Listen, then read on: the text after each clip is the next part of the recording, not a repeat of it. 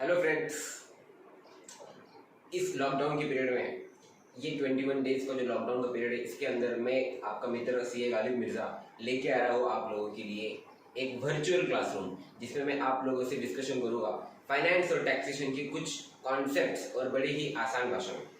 और दोस्तों, ये सारे वीडियोस जो होंगे ये हिंदी में होंगे ताकि आप सब लोग आसानी से समझ सको पूरे भारतवर्ष में। तो आज का जो कॉन्सेप्ट है, जैसे कि आपने कैप्शन में देखा, वो है TDS, जिसका लॉन्ग फॉर्म है tax deducted at source. But before we proceed for the video, आप सब लोगों से एक रिक्वेस्ट है, इसी तरह के अच्छे अच्छे वीडियोस देखने के लिए प्लीज चैनल को सब्सक्राइब कर लो, नोटिफिकेशन बेल को ऑन कर दो और इस वीडियो को लाइक और शेयर जरूर कीजिए। दोस्तों, so let's start for the today's video. Tax deducted at source, ये है टीडीएस का लॉन्ग फॉर्म। अब ये ऑपरेट कैसे होता है, let's try to understand it. TDS का मतलब क्या होता है, तो मैं आपको एक एग्जांपल देता हूँ। प्लीज ये एग्जांपल में मेरे साथ बने रहिए ताकि आपको समझ में आ जाएगा कॉन्सेप्ट क्या होता है। ठीक है, देखिए दोस्तों, एक व्यक्ति है मिस्टर अजय। मिस्टर अजय रिलायंस में जॉब करते हैं। कहाँ जॉब करते हैं? रिलायंस में। ठीक है, रिलायंस में जॉब करते हैं। उनकी सैलरी है ₹1 लाख पर मंथ, 1 लाख रुपया प्रति माह उनका सैलरी। तो साल का सैलरी कितना हो गया? 12 लाख। अब अजय जो भी पैसा कमा रहे हैं उससे उनको साल खत्म होने के बाद में टैक्स देना है। जैसे कि आप देते हैं, मैं देता हूँ, राइट? पूरा एक आर्थिक वर्ष खत्म होने के बाद हम लोग टैक्स भरते हैं। ठीक है, तो अजय को भी देना होगा। बट फिर इसमें टीडीएस का क्या कॉन्सेप्ट है? I am coming to that point. अब ये इनका जो एम्प्लॉयर है वो है रिलायंस।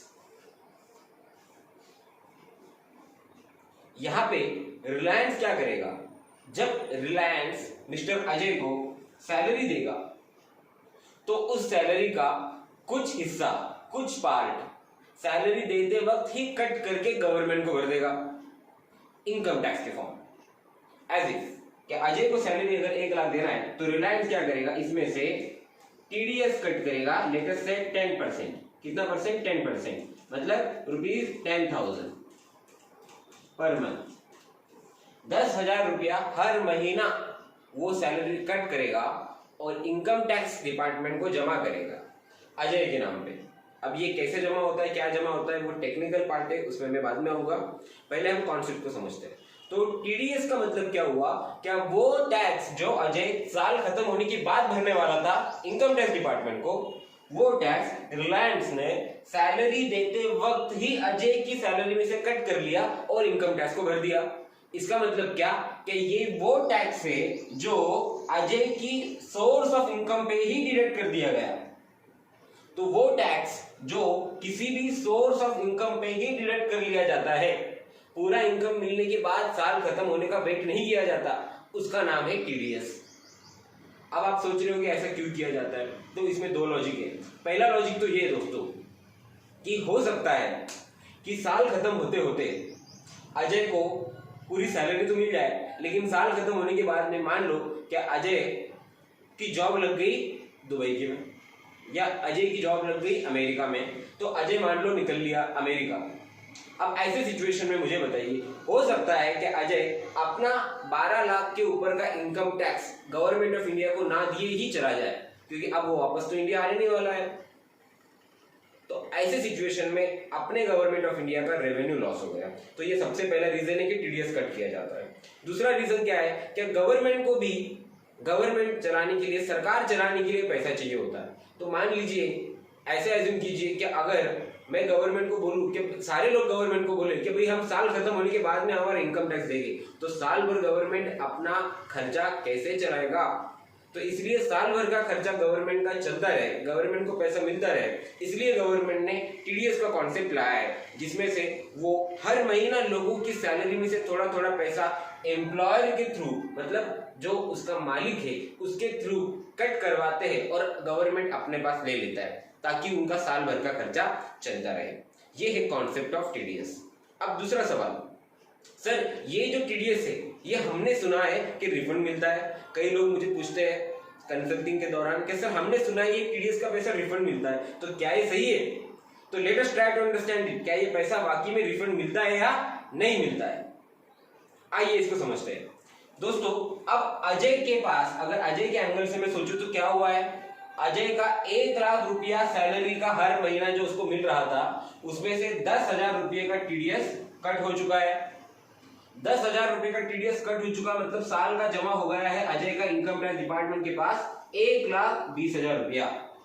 1,20,000 अजय का किसके पास जमा है, इनकम टैक्स डिपार्टमेंट के पास। तो अब ये 1,20,000 जो पैसा है, ये अगर अजय का कट हो गया है तो क्या आप अजय को कुछ करने की जरूरत नहीं है? तो इस बात को आप ध्यान से समझिए।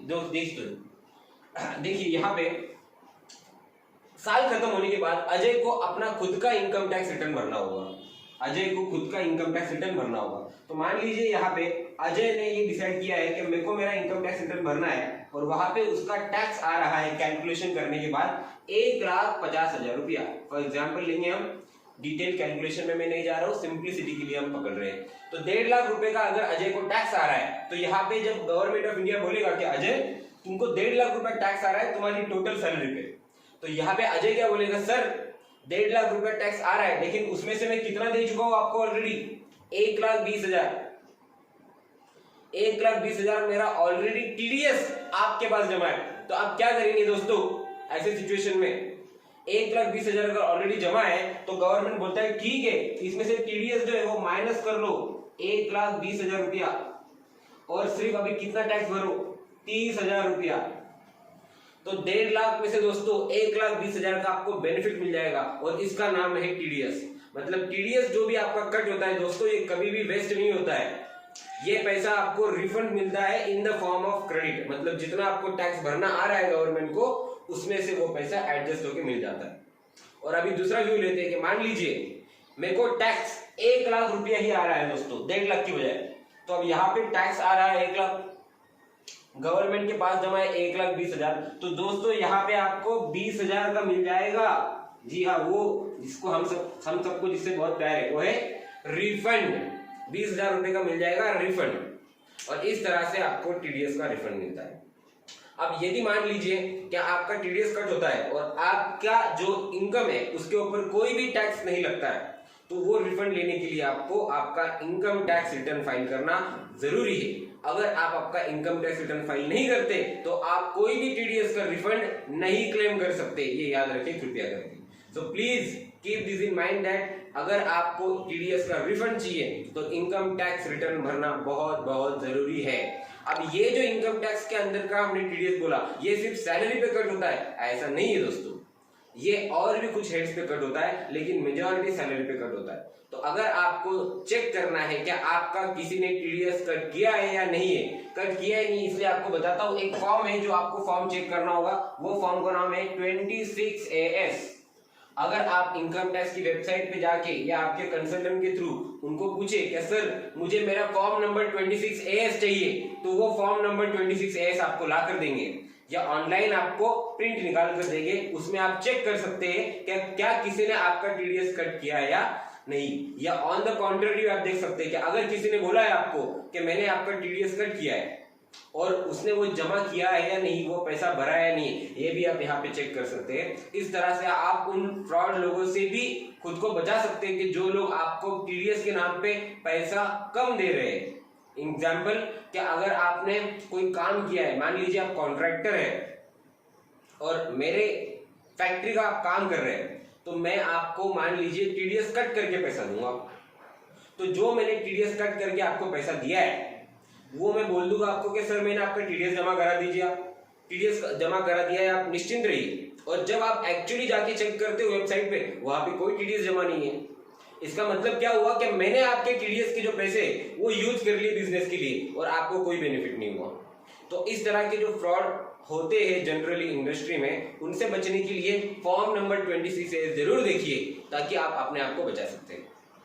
दोस्तों आज की वीडियो में टीडीएस के बारे में कॉन्सेप्ट में जो भी आपको ब्रीफ दिया, आज यही पे हम रुकेंगे। ये वीडियो अगर आपको अच्छा लगा है तो जरूर शेयर कीजिए, लाइक कीजिए, और आपके जितने भी फ्रेंड्स हैं उनके साथ ये वीडियो को और स्प्रेड अप कीजिए, ताकि इस लॉकडाउन के पीरियड को हम अच्छे से अच्छे मैनर में यूटिलाइज कर सके, इसका सदुपयोग कर सके और सब एक दूसरे के साथ मिलके आगे बढ़ सके। I hope you enjoy the video. Thank you very much. Stay healthy, stay safe. जय हिंद।